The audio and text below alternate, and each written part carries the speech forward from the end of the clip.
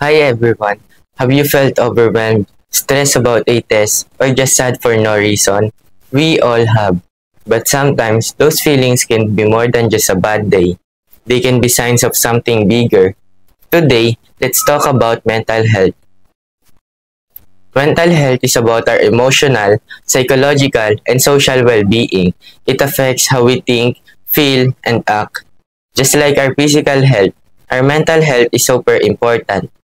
In fact, 1 in 5 young people will experience a mental health condition at some point in their lives. So why is it important to be aware of this? Because understanding mental health helps us recognize when we or our friends might need help. It teaches us to be more compassionate and less judgmental. Instead of saying, just get over it, we can learn to say, I'm here for you and we can figure this out together. Here's what you can do. First, don't be afraid to talk about your feelings with a trusted adult, like a parent, teacher, or school counselor. Second, take care of yourself. Simple things like getting enough sleep, exercising, and spending time with friends can make a huge difference. Finally, if you see a friend struggling, reach out.